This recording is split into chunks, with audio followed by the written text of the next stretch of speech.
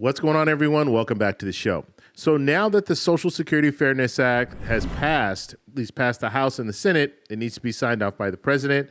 It looks like the president will sign off on this sometime this week. The hope is he signs off on it sometime this week. And I want to talk a little bit about some of the different senators and how they responded to the Social Security Fairness Act. So you had some senators that were for the Social Security Fairness Act. You also had some senators that were opposed to the Social Security Fairness Act. So today we're going to talk about Susan Collins.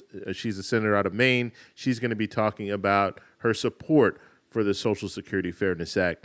And I want to talk at the very end, so make sure you watch this video to the end. I want to talk about how this is, although it's not for everyone, and I understand that, it will help move forward some type of reform for Social Security. And I'll explain that at the end of this video. So that's what we're going to focus on today. But first off, you guys can do me a favor. Please like the video. And if you're watching this video and you want to see more content like this, please consider subscribing to the channel. And then also, I always forget to say this, follow me on Blue Sky. I'll have a link. It'll be in the comments section. It'll be pinned at the very top. Okay, so let's go over and take a look at Susan Collins talking about the Social Security Fairness Act, and then she's going to tell a story. And I really want to focus on the story because that's what we're not hearing a lot about. We're not hearing about some of these people who will really benefit from this and some of these people who are struggling right now and could use a little extra money. And it's not, I know it's not just people who are police officers, firefighters, and school teachers. I know there are other people that are out there that are receiving Social Security benefits, that are living at or below the poverty line. I've been talking a lot in the last 2.5, 3 years. I've been talking about Social Security. If you've been watching me anytime, you know I've been talking about we need an increase across the board for people receiving Social Security benefits. And so I know this only impacts a few, but in the big scheme of things, I think this overall is a good thing. And I'll explain, like I said, I'll explain at the end of this video. But let me play the clip first, and then we'll talk a little bit about it. Here we go. Madam President, let me just briefly say that I have great admiration for the senator from North Carolina. This is a rare instance in which we see the issue differently, but I appreciate his leadership and hard work. Madam President, I rise today in strong support of the long overdue Social Security Fairness Act. This bipartisan bill would repeal 2 Social Security provisions that unfairly penalize many public servants in Maine and across the country. I also want to acknowledge and thank Senator Brown for his leadership. We have championed this bill together for several years. In fact, Madam President, we've been debating this inequity in the Social Security system for decades, In 2003, I held the very first Senate hearing on this policy. In 2005, the late Senator Dianne Feinstein and I introduced the first Social Security Fairness Act. In 2007, Senator Barbara Mikulski and I introduced another version of the bill. And just last month, the House of Representatives passed the bill overwhelmingly by a vote of 327 to 75. It is now time for the Senate to finally pass this legislation so that it can become law. And just to be clear, the Senate already passed this. We're going back, so we're looking at the speeches, the debate that they were having about the Social Security Fairness Act. So it's already passed, okay? So I just want to make sure that's clear. Social Security is the foundation of retirement income for most Americans. Yet many teachers, firefighters, police officers, and other public servants often see their earned Social Security benefits unfairly reduced by 2 provisions, the so-called windfall elimination provision and the government pension offset. The windfall elimination provision, or WEP, affects public servants who receive a pension from a job not covered by Social Security, but who also worked long enough in another job to qualify for Social Security benefits. In other words, they have earned those benefits.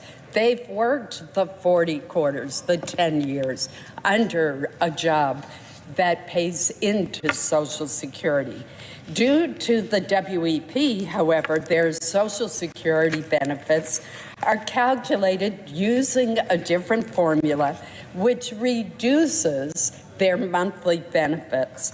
For workers who become eligible for benefits in 2024, the WEP reduction can be up to $700 per month. And so just hear that, up to $700 reduction in your benefits. So now that they've eliminated weapon GPO, you're going to have people that are receiving Social Security benefits per month. They might be getting $700. They might be getting $500. And over a year, I did a video, and this was, I think it was probably 3 weeks to a month ago, where I was talking about, they were looking at the average that someone, you know, as far as if they eliminate weapon GPL, the average that a person will receive in benefits, and it was in the neighborhood of like $7,300 over a year. Okay, so not per month, but over a year. And so that's a lot of money. That's a lot of money. So just to put it in perspective, when we start really looking at this, how much of a reduction were people actually getting? And we're seeing that for the average person, it was a big chunk. I mean, $700, you can do a lot with $700 per month.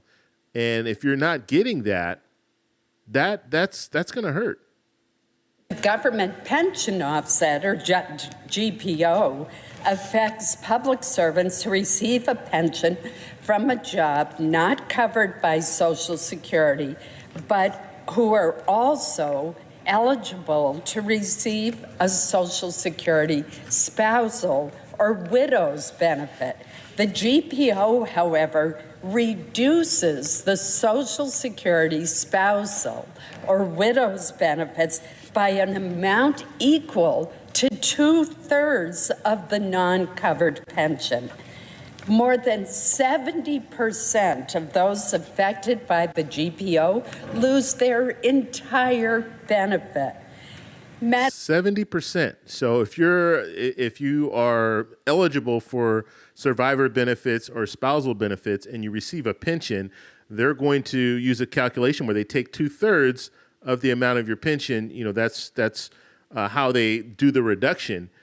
And for 70%, now these are her words. Now, I don't know, she's not saying where she's getting this information from, but 70% of those people who qualify, they're eligible for survivor benefits or eligible for spousal benefits, they get zero. They get nothing.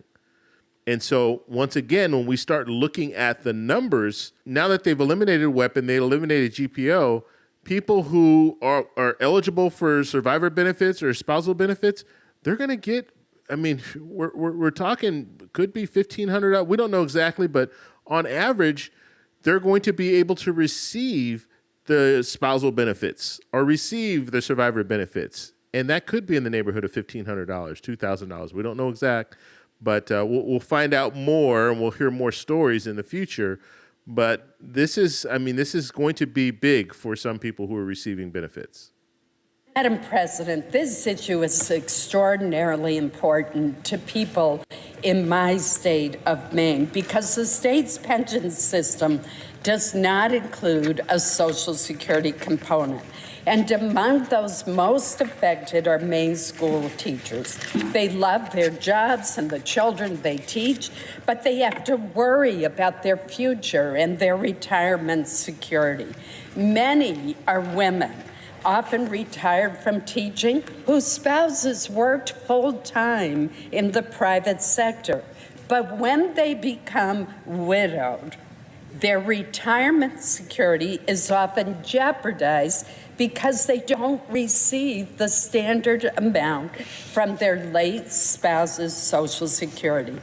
Madam President, the fact is that 83% of retirees penalized by the GPO provision are women. According to the Social Security Administration, in November of 2024, more than 2 million people, including more than 20,000 in Maine, had their Social Security benefits reduced by the WEP. Similarly, more than 650,000 people were affected by the GPO in November of 2024, including more than 6,000 in Maine. Let me give you one example. There are so many. Catherine Sogren from Bangor, Maine, told me about having to re-enter the workforce at age 72 after retiring from teaching for many decades. Her husband, a Navy veteran, paid into Social Security for 40 years. When he passed away, the GPO reduced Catherine's widow benefits by 2/3. She did not have the financial security any longer to remain retired. And the GPO penalty left her with few choices but to return to work. Madam President, our dedicated public servants, such as our teachers who help prepare our children for the future success, our police officers and firefighters who help keep our communities safe, should receive the full Social Security benefits that they have earned. And let me stress that last point. They have earned these benefits. This is an unfair, inequitable penalty. I urge my colleagues to support the Social Security Fairness Act and end this inequity once and for all. Thank you, Madam President. Okay, so that was Senator Collins talking about the Social Security Fairness Act. Now, the good news is it did pass, so she was asking, calling on the senators to vote for this. It did pass. It was 76 yeses to, 20 noes. So it overwhelmingly passed. They only needed 60 votes for it, and they got 76. So that's really good, especially when it comes to the Senate. You very rarely see a bipartisan bill go through that overwhelming numbers like that. So I want to talk about Social Security reform, and the fact that they were able to move forward with this legislation, I think will help overall Social Security reform, because now the argument is, okay, you have eliminated weapon GPO, which provides an increase for about 2.8 million people receiving Social Security benefits right now. And then the next question will be, is what about everybody else? That should be the next question. So we should be looking at the fact that, okay, they did right by these people who, people just like me that work for local government, local and state government. They earned a pension, and now they're going to eliminate the weapon GPO. So if they're receiving Social Security benefits, they're going to receive the full amount. Or it's really not a full amount. I can't say that because they do calculations anyway when it comes to your Social Security benefits. And the people who have, let's say they earned more over the lifespan of 35 years, they have a calculation where they're going to get less of a percentage. And then the people who are at or below the poverty line, or people who didn't work as much, they're going to get a higher percentage. So they already means test the program, but in this situation with the pension, they means tested it even a little bit more. Or you can make that argument, okay? There's going to be people on both sides that are going to say, well, this is the reason why they did this, and they should have kept it this way. They should have had the calculations. You might even hear some Congress people in the future now talking about, we need another formula, maybe change the formula up. So instead of weapon GPO, they'll have something different where they look at the fact that you're receiving a pension.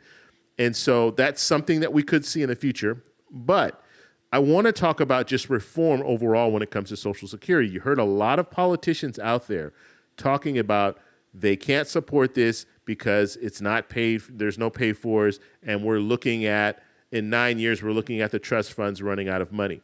And so the fact that they're talking about this is good, because they can't go on the record and say, well, I didn't know that we should have reformed Social Security. We didn't have the information. No. You have the information. You're talking about it right now. You're talking about the fact that the trust funds will run out of money. That'll be a reduction of about 23% across the board for everyone receiving Social Security benefits.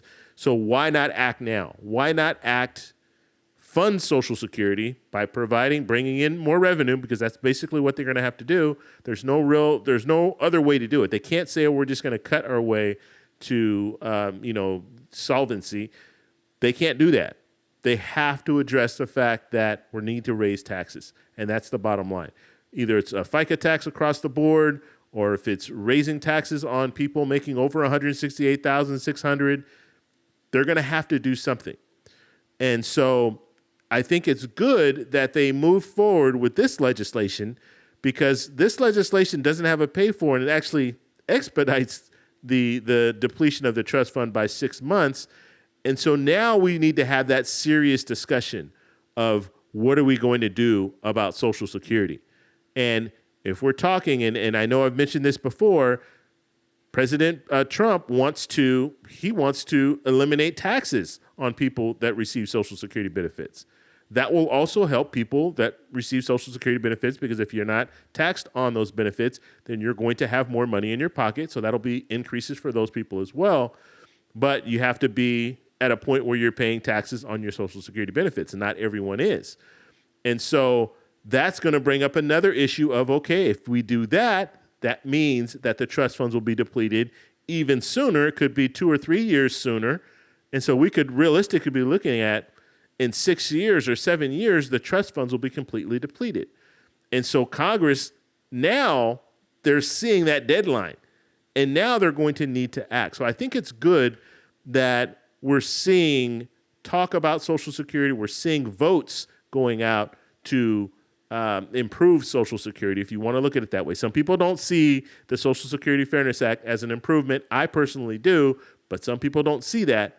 However, it's good that we're seeing this dialogue going back and forth, and we're seeing these votes, because I think it will force Congress to take a real hard look at, okay, how are we going to fund Social Security for the next 50 years?